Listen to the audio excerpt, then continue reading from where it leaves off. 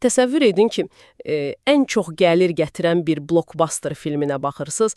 Tən yarısında baş qəhrəman qəfildən kameraya dönüb deyir ki, mən gedirəm, çəkilişləri dayandırın. Və başqa filmə keçirəm, hə. Ay sağ ol, düz tapdınız. Özü də heç bir xəbərdarlığı etmədən, heç nə demədən.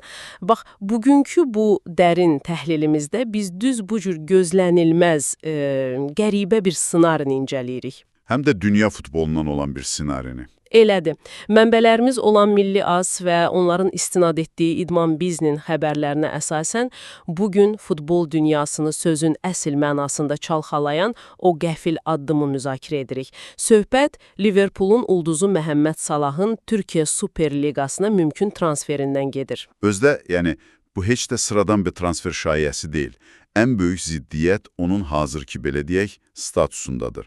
Çünki Salahın Liverpoolla, yəni öz klubuyla 2027-ci ilin yayına qədər qüvvədə olan tam rəsmi bir müqaviləsi var. Bir dəqiqə, 2027. Bəli, yəni düz 3 il də var hələ. Lakin o, artıq bu mövsümün sonunda İngiltərə klubundan ayrılacağını açıqlayıb.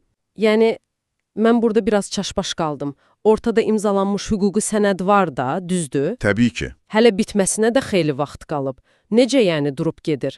Mən işdə qəfildən durub mən gələn ay gedirəm desəm, yəqin ki məhkəməlik olaram. Futbolda bu necə belə asan olur? Əslində heç kim belə rahatlıqla çıxıb getmir. Kağızlar da sadəcə cırılıb atılmır təbii ki. Müasir futbolda məsələ qanundan daha çox o təsir gücü dediyimiz şeylə, yəni bazar gücü ilə bağlıdır. Aha, yəni oyunçunun öz çəkisi rol oynayır? Düzdür. Əgər Salah kimi qlobal bir ulduz getmək istədiyini bildirirsə, klub çox çətin bir seçimlə üz-üzə qalır. Onu zorla saxlamaq olar, amma bu həm motivasiyasız bir oyunçuya milyonlar ödəmək deməkdir, həm də daxili ab-havanı soyunub geyinmə otağındakı o mühiti məhv edir. Tamamilə. Buna görə də Liverpool kimi klublar praqmatik davranırlar. Oyunçunu vaxtından əvvəl satıb, böyük məbləğdə kompensasiya qazanmaq üstün tuturlar. Sonda onu azad agent kimi itirməkdənsə, hə? Bəli, havayı itirməkdənsə bu daha məntiqlidir. Anladım. Yəni, reallıqla barışıb ən azından maliyyə xeyri güdürlər. Yaxşı, tutaq ki, Liverpool satmağa razıdır. Bəs Fənərbağçə bu məsələyə haradan daxil oldu? Yəni, qaydalara görə əvvəlcə elə birbaşa klubla danışmaq lazım deyilmi? Bax, işin maraqlı tərəfi elə budur.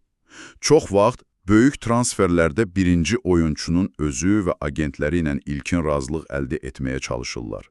Mənbəmiz qeyd edir ki, Fənərbağçanın idarə heyətinin üzvü Ertan Torunoğulları artıq agentlərlə 2 dəfə üz-üzə görüş keçirib. 2 dəfə?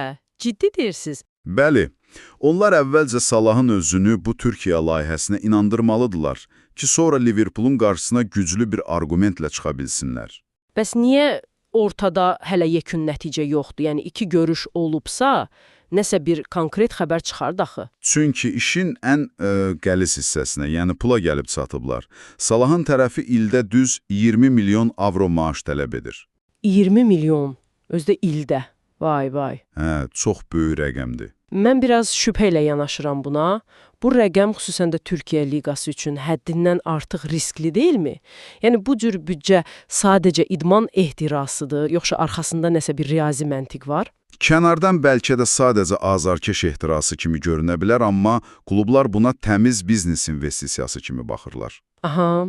Salah gələndə tək gəlmir axı o, özü ilə nəhəng bir iqtisadiyyat gətirir. Qlobal yayım hüquqları, yeni mega sponsorlar, xüsusən də ərəb dünyasında o böyük forma satışları. Hə, yəni dolayısıyla o pulu geri qaytarırlar. Elədir.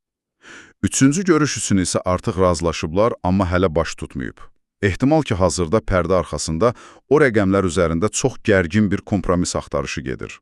Salah marka dəyərini bilir, klub isə riskin həddini. Bilirsiniz, bu əslində bizim, belə deyək, gündəlik həyatımızda və ya iş dünyasında da olan bir şeyin sadəcə daha miqyaslı versiyasıdır. Düzdür. Bizə həmişə elə gəlir ki, sistem və ya qurumlar fərdlərdən güclüdür. Müqavilə varsa, vəssalam, tabesən.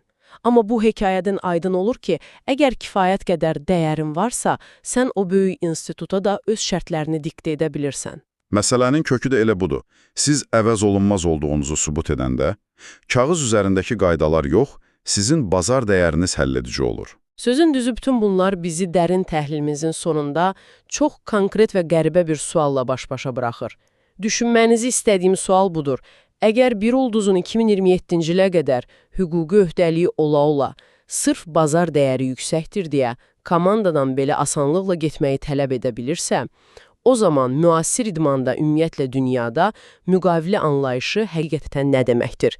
Bu qırılmaz bir qanundur, yoxsa sadəcə gələcək bazarlıqlar üçün bir ilkin qiymət etiketi?